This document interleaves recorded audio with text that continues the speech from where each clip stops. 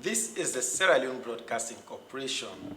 Hello and welcome to My Life. My Life is a program that brings to you prominent people to tell you their stories. In today's edition, I am with Lahai Lawrence Lima. You can stay and listen to Lahai Lawrence Lima, how he really became the Deputy Minister of Internal Affairs. I am Francis Ndanema. Lahai Lawrence Lima, you're welcome to My Life. A pleasure. First, tell us your origin. In terms of where I came from, maternally, I hail from Bandejou, Sowa Chiefdom, Pujon District. Paternally, Dama Chiefdom, Kenema District. But my dad and mom met in the Kono District, precisely in Mikoro Chiefdom, where they got married and gave back to 11 of us, and 5 of us are surviving. And I was well conceived in the Kono, but my mother moved to Kenema on a holiday where she gave birth to me in Kenema. So precisely, I'm a typical Southeaster. What are the names of these parents, your mom and your dad? My late dad was Amara Lima. He served in the military. He fought Bomao and came back. And he was a drill instructor in the Republic of Sierra Leone Armed Forces. Then at some point, he left the military and joined the police as instructor as well. It was that within that period he met my mom. And when he finally left the police, he was a dispenser. My mother is Mami Agata Amara Lima. Well, Ni Kalong. How was life like with your parents? My father was like a middle-aged person at the time he met my mom. He had my elder sisters, about 4 of them, with my stepmom. But then my father was like looking forward to have male children, male kids. So my mother was very fortunate to have been the person who was able to give birth to us as male. So our father was really like pleased to bring us up, especially when that had been his anticipation to have boys. I am not coming from an affluent home. I'm coming from a very, very humble background. My mother was a petty trader. Tell us your happy moments with your parents. What is a happy moment with them? I think it's us only when you say Christmas is coming or birthday.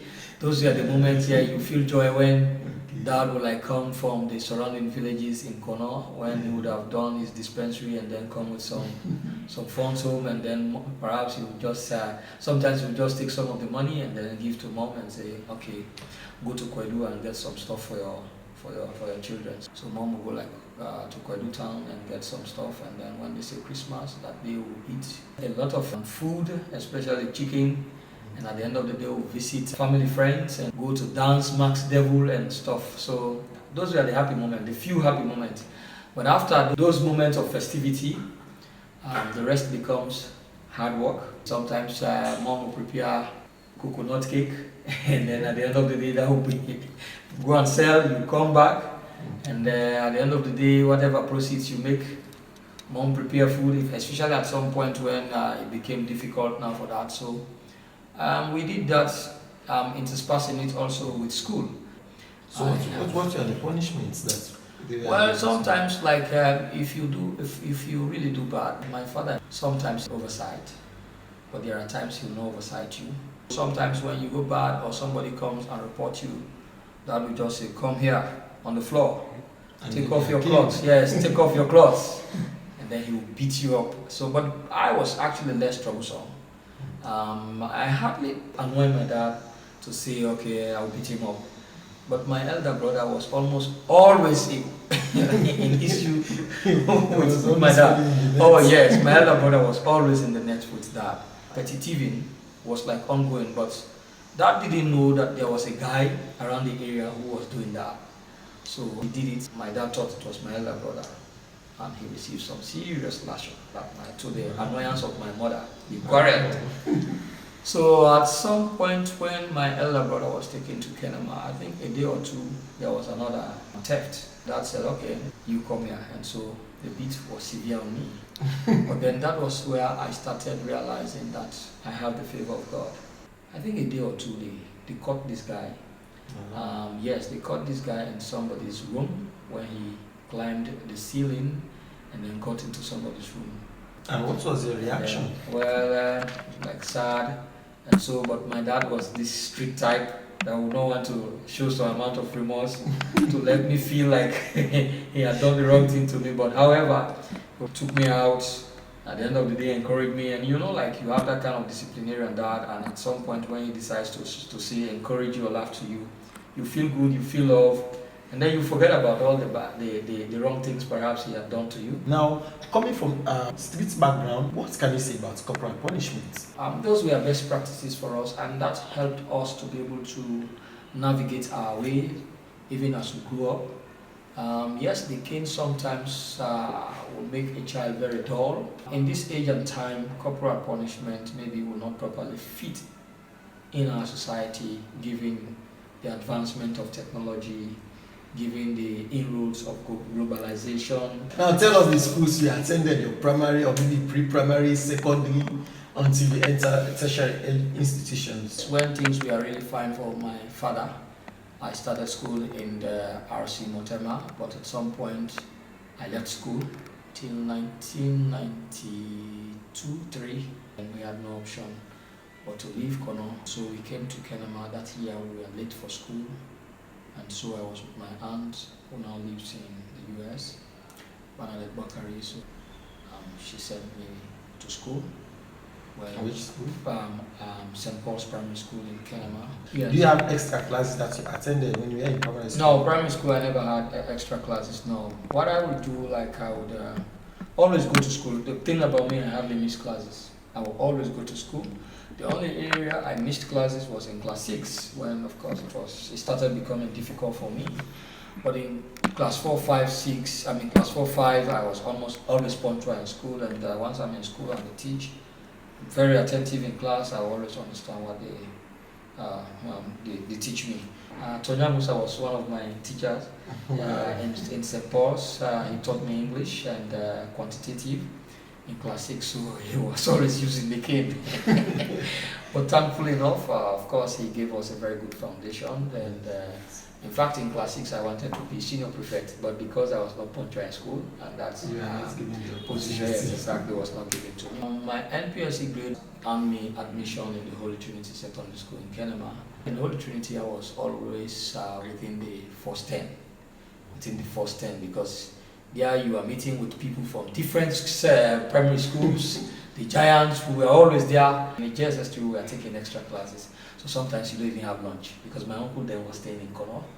And so I was like helping myself with the little business I was doing.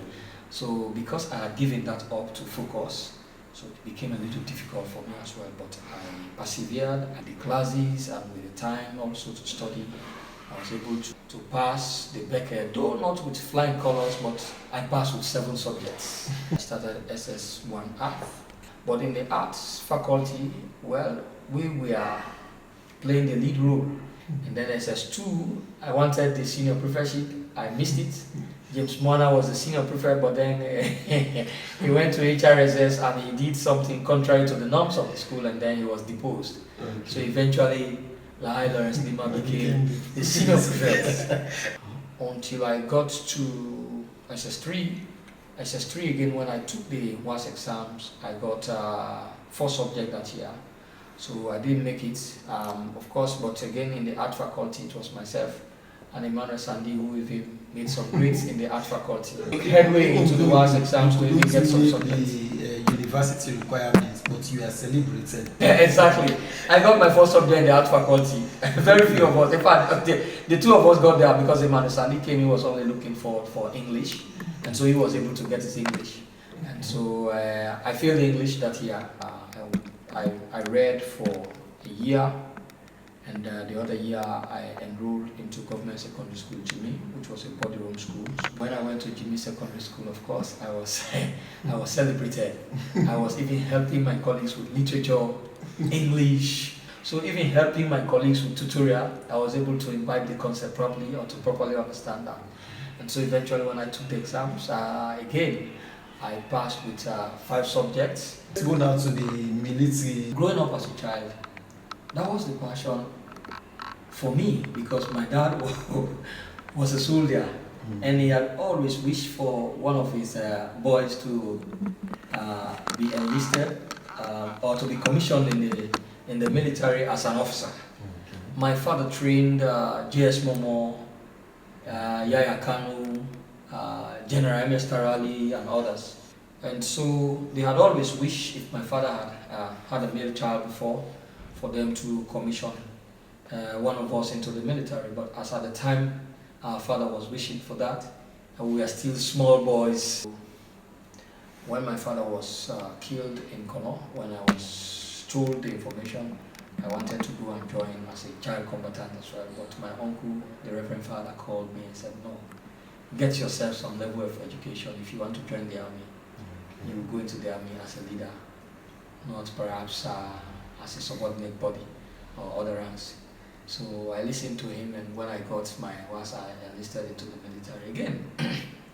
I went with trust in God, because that year, 2005, 2006, we are more than 2,000 for the intake. So it was really hard work, prayers, because at every exercise they would eliminate.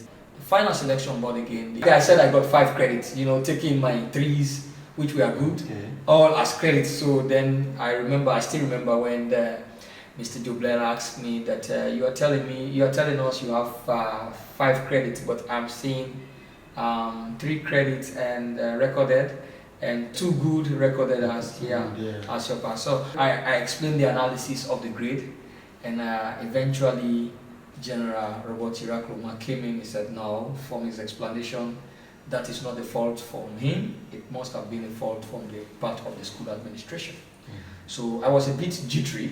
10 o'clock at night, I could still remember that moment. They came and they said, gentlemen, you've tried. We wanted 50, but we only succeeded in getting 45.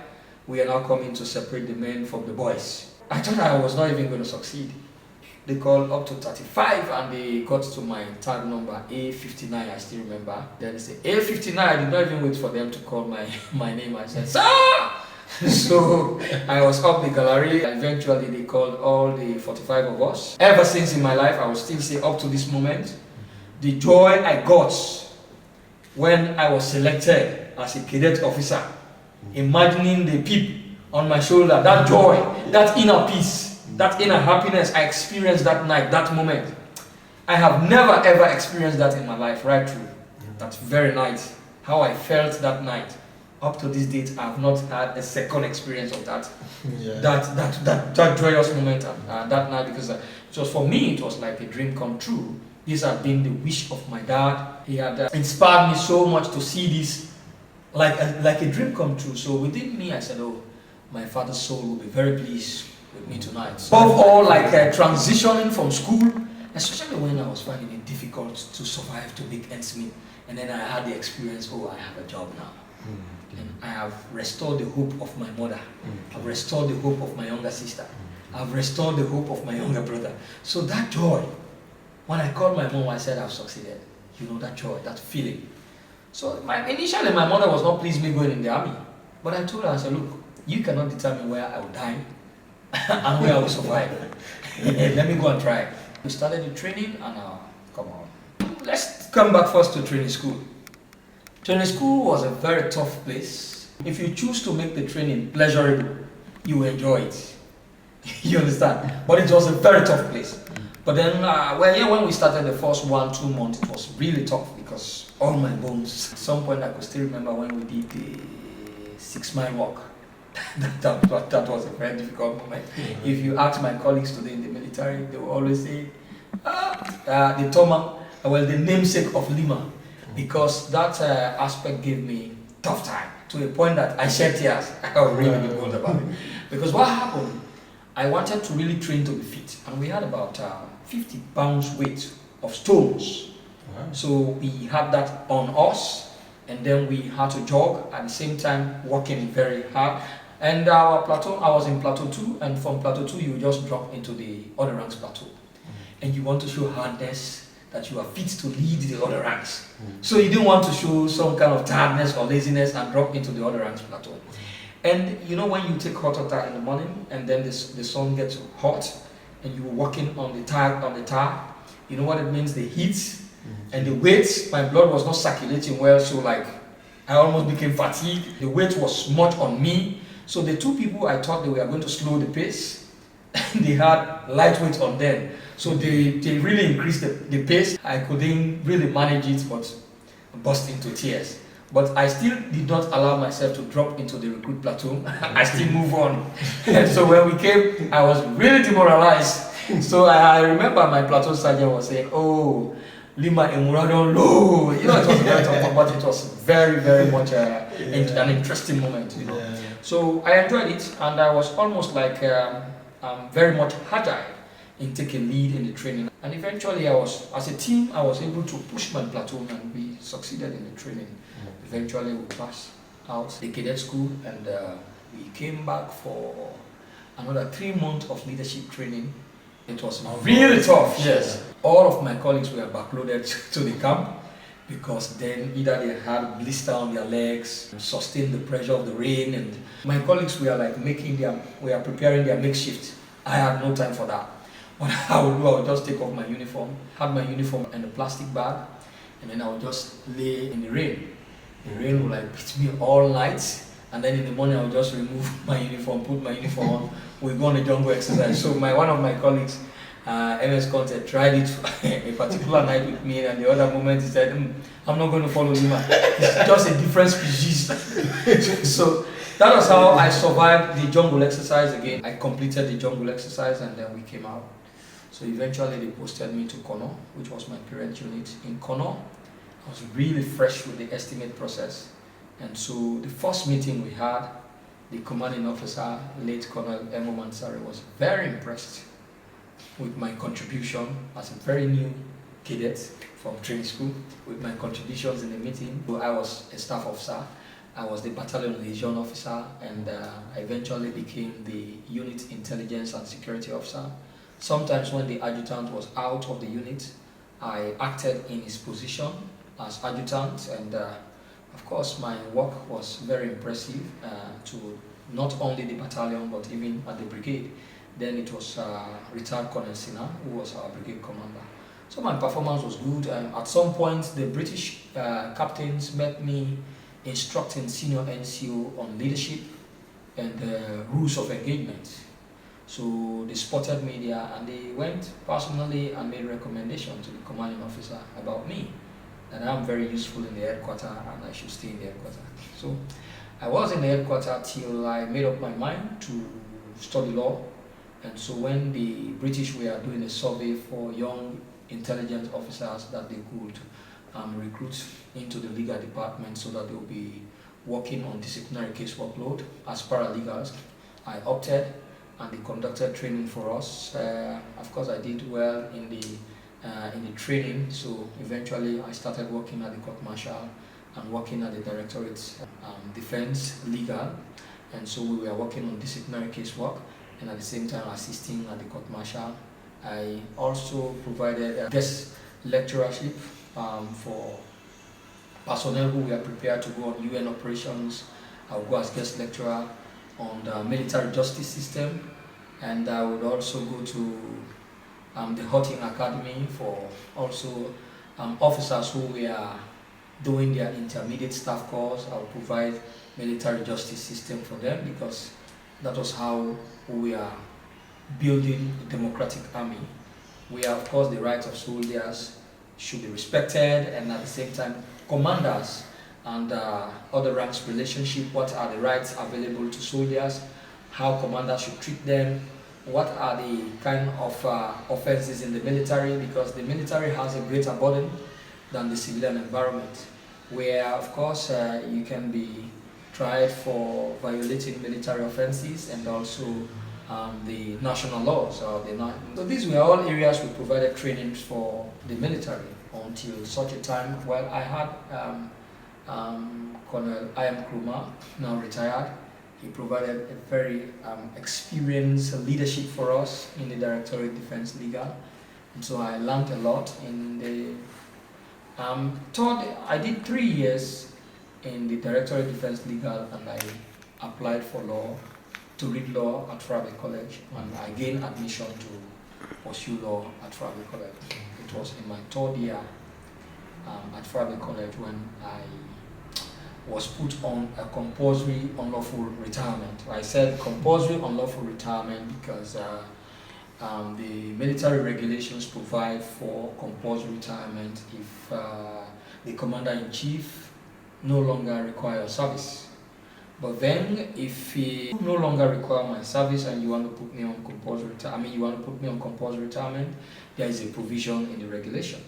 But if you go ahead and put me on compulsory retirement on the wrong provisions to suggest misconduct, when I never had even a query on my file, it suggests victimization, and it suggests laying me off for the wrong thing, and it also suggests that I'll find it difficult to secure a job, and that was exactly the things I went through. When I was laid off, for every job I applied, they will always want to make reference to your previous job. Now, you've said you laid me off the military for misconduct when I never had query on my file, but then that is the nature of compulsory retirement, so I found it very difficult to secure jobs. I could remember I went to the US Embassy twice for job interview. One was on security investigator. I went and I really, of course, by the interaction, I realized I did well on the interview, and of course the interviewer was really saying, we only need to do your background check and let's see what happens. So whether they got to the military, they didn't give a good appraisal about me, and so eventually I didn't get a job. It became very difficult for me, very difficult to complete my course. At the same time, it was really a tough moment. Our listeners and our viewers, you are still watching and listening to Lahai Lawrence Lima, the Deputy Minister of Internal Affairs. He is today sharing with us his life story. Now, Lahai Lawrence Lima, what made you develop passion for politics? The manner in which I was compulsorily retired from the military, I saw it as a political victimization, in the sense that it came in a week after I went to do a presentation at the Command Group Conference in Bo. And after that meeting, I learned there was a meeting held about me, that they were really searching where I hail from. The very simple reason that for them I knew too much for my age and rank. This is my own research I did. It was their view that because of the knowledge I have and the manner in which I display my knowledge, it was their view that I can do anything and justify it. And so for them, I was a security risk. As somebody who had worked on military justice system, I tried my best exploiting all the legal possibilities for them to really listen to me, but nobody was ready to listen to me. So, and having given my voice, nobody was ready to listen to me. And each time I want to avenge bitterness, wrongs I have done, for every time I want to avenge, I must recall a particular passage in the Bible I have read, or I must recall a particular sermon that have been preached to me. So that would just put the whole thing off in me. So consistently that has happened to me over time. So I don't see the path of revenge as the best path to always take to bring myself satisfaction. And so in the process, I've always strive to exploit the positive path. So I decided to choose the political path to expose some of the bad policies that I had suffered, mindful of the fact that a lot of people are suffering the same victimization, bad policies I have suffered. And so it was in me that somebody has to really come up and stand to expose some of those ills. When I came into politics, I was not really of the mindset to go into politics as a publicity secretary, but rather as a young generation leader. But the elders of the party followed me. Each time I'm on the radio, he realized that I have knowledge on the issues and I know how to present the issues. So eventually when the late Musa Tambasam died, who was really our political mentor, they saw me as the best person to replace Tambasam. So when I got that, I called my uncle and I explained to him. He said, okay, allow me sleep over it. The next moment, it was my mother who called me and said, your uncle said you want to die now, that is why you want to venture into a path where somebody has died. Yes. I said, okay, Mom, I have served in the military, I didn't die, and that's a job that involves life and death. It is only God who knows the hour and time. That's no man. So just put your faith and trust in God and know I will succeed if this is my calling. So I eventually accepted the responsibility, and above all, I found favor with His Excellency the President. I found favor from him. The first day I met him, I saw the compassion in his eye, and I want to use this moment even to thank him for he made a show of me by giving me a tap on my back to really come out for the publicity. And so that helped to expose me to the public that I have something in me, especially when one set of the political class was saying I was nothing, and almost making me look like a living corpse. And then the SLPP, and through the leadership of Brigadier Bio, tapped me on the back to say, you can make it. And today, I want to thank God that joining politics with the little knowledge I came with into politics from school, from college, the military, civil society activism, because I worked for a few months with CGG, so I learned again from them. So all of that put together when I came into politics, and what I learned from the elders in the party as well, made me strong in the politics. And in politics, I want to pay special tributes to people like Dr. Abbas Bundu, the likes of Mr. Jacob Dusu Safa, and even the current chairman and leader, Dr. Prince Alex Ali, Alaji Kanja Sisi, and of course, like I said, Brigadier Bio, who is above everything. So I learned a lot from them. How did you feel as somebody that was like speaking on behalf of the Sierra Leone People's Party in opposition then, and you were detained because of what you said on the radio? Well, for me, everything I do in life, firstly, it's my conscience I put first. And I knew I have a responsibility, that is to speak on behalf of the party and the leadership of the party. So when they were making their propagandas and stuff, and I clearly have an understanding of my job, so of course, if you have come to talk good of your own leadership, and then you are demeaning my own leadership, I have the responsibility to make a case for him. So if in the process of making case for him, and then people try to circumvent that and draw up, trump up charges, just so much so that they want to get rid of me from the system, I have a clear mind that of course what I'm doing is within the boundaries of law, and that is why I never found myself wanting in the eyes of the law. If you people are thinking that if maybe the things that you said on the radio that's made you to be arrested, if somebody can say that on the, maybe if somebody goes to the radio from the SLPP and let's say there is a flag bearer for the All People's Congress, and then that person tries to demean the flag bearer of the All People's Congress from the APC, and then maybe another person from the APC comes to talk against the president, you as the Deputy Minister of Internal Affairs may order some policemen to arrest the person. Well, when you say demean, it depends. Maybe but I'm certain what the APC did at the time. I said, we will not do that. Because you have Franklin Rogers, who was like spoon-fed or was like sent on the radio to insult the leadership of the SLPP. And he was representing a political party. And that was wrong. It was out of place. You understand?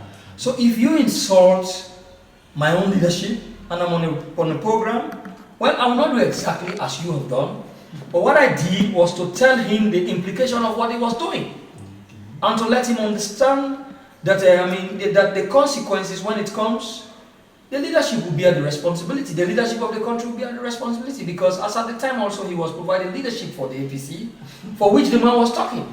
And so basically what I was doing was giving an analysis of what he was doing. Okay, now tell us, like analyzing. Are you enjoying the job as Deputy Minister of Internal Affairs? I'm enjoying the job because I have passion for the job, and the job appears to me as a calling. Since I entered into politics, even when I was not gainfully employed, when I tried to correct myself, and since that date, I have always found happiness within me. Yes, in opposition it was tough, especially when you are doing it. You don't have money and you are doing a very difficult job. You don't want too many people to talk to you, say go slow, go this way, go that way. You want to maintain a straight face because you have an assignment that was sincere and genuine you are doing, and not everybody wants you to be doing that. And if you are doing that type of job, many people don't want to come closer to you. So all of that, we did all of that, we succeeded. Eventually I've been appointed Deputy Minister.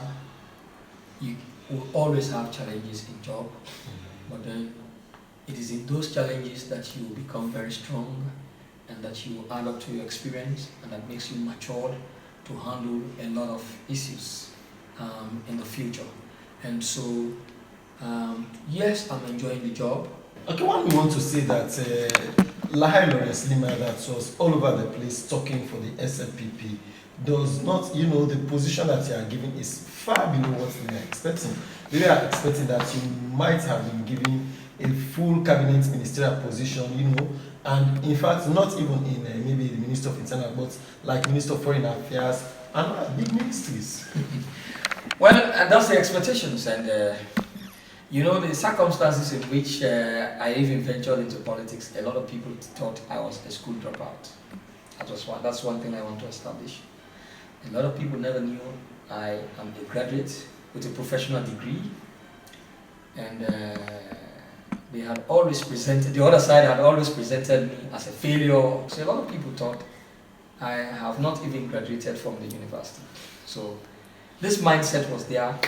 So even to appoint me, well, a lot of people thought maybe I was to go and study, but yes, it's always good to seek in knowledge, because I read Robinson Crusoe. So why did you pick up the job and you didn't tell HE that, well, I want to go and study and add to my papers? It's always honorable and a virtue to pursue knowledge, yeah. But at the same time, it's also good to intersperse knowledge acquisition with experience in public sector management. Yeah, I have served in the military as a platoon commander, as a paralegal. So my knowledge about public work life is a bit confined into military administration. And so you want to have knowledge in political life. So I've had the experience as an opposition executive officer. And for me as a graduate, I thought giving me the opportunity to serve in governance, one, was not only going to help my experience, but it was also going to help the image of the party and the government. Because nobody at that material time was really going to understand that I have been sent to go and pursue cause, you understand? Nobody was going to understand that they were going to do it for my own good, and perhaps for the good of the nation, and for the good of the party. Nobody was going to understand that. A lot of people were going to perceive that as selfishness on the part of SLPP. A lot of people were going to perceive that as ungratefulness, you understand? And again, the other issues again for my appointment, a lot of people, this is a country where we find ourselves where it doesn't matter your intelligence or the wisdom you have. People just think that for you to be given a responsible position, you have to come of age. To come of age means it's really the chronological age we're talking about here, you understand? Not your level of reasoning and stuff. But again, we have a president who had provided leadership for this country, perhaps at a tender age than I was before my appointment. And so he clearly understands the background I'm coming from. With all of that, my appointment basically came in handy, especially fulfilling the expectations of the public, and at the same time brought me in as somebody who is very patient, who is very content, you understand, and ready to serve. A lot of people thought that I was very immature, or I have temperament, or I was going to revenge because of the things I had suffered. But then I think over time, they now think differently. Okay. If you ask a lot of people the perception they had about me before my appointment, and if you ask them now, definitely I'm very sure they will tell you something different. In terms of assessing my maturity, they will tell you something different. Yet you In are terms recently of competence, they will accused tell you something ordering different. your security officers to shoot somebody. You know, on the cleaning day, they said they are moving around, you know, passing whatever, they are like begging after the cleaning. And then people are saying that you ordered your security officers to shoot them. Well, it is their story. I will not want to validate or verify whatever they are saying. So the issue of people levying accusation around me, of course, definitely that will not come to me as a surprise, because you would know that somebody who had fought assiduously and continue to fight, you have a lot of people admiring you, but at the same time you have a lot of people who sees you as a thorn in the flesh and who want to see you on the way, outside their way. And so they will fabricate all sort of issues to really fit you into their fabrications. But then the first point of defeat is your conscience. As long as you keep clean conscience and you know what you are doing is right, it doesn't matter what society thinks or say about you.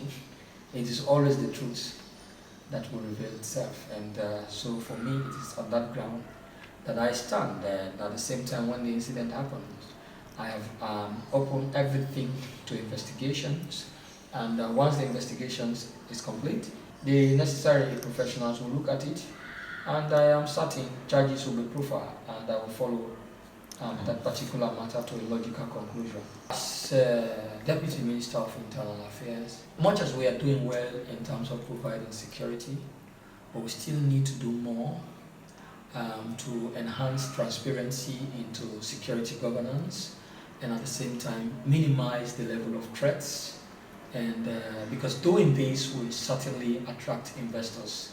And how do we want to do this? We want to explore the Safe City project as one viable means to be able to enhance efficient security dispensation for the citizenry of this country. And so that is a project that is on the pipeline in the Ministry of Internal Affairs. Once we are able to roll out that, because once you have cameras all over the cities, monitoring everybody's activities, you understand? It helps us a lot to minimize crime. It boosts investors' confidence to say, come to do business in Sierra Leone and see Sierra Leone as a safer place.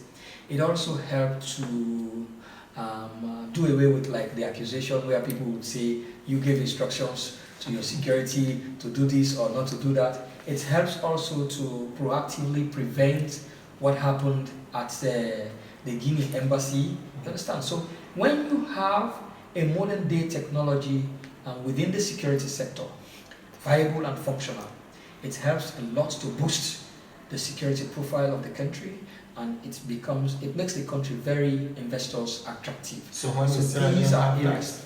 Well, this is something we are working on, and we will just partner with the necessary stakeholders for us to reach a consensus and to see how best we would work towards actualizing that particular project in place. We are pushing, I'm really pushing for it. Once we're able to roll out that before 2023, I'm very certain 2023 elections will be very peaceful. So, your plan after politics after being a minister or deputy minister? Well, when I get to that bridge, I'll certainly cross it. For now, I'm a politician. Okay, thank you very much for explaining your life to us today. We are very much happy for this session. It's my pleasure giving me the opportunity to let Sierra Leone know who Lahai Lawrence Lima is. Thank you very much. It's a pleasure having you. You've heard from Lahai Lawrence Lima. I guess you learned a lot from this edition of My Life. I am Francis Ndanema, and if you want to tell us about your life, you can contact us at the Sierra Leone Broadcasting Corporation, or you can reach us on the number 076 15 71 14. 076 15 71 14. Till then, enjoy your day.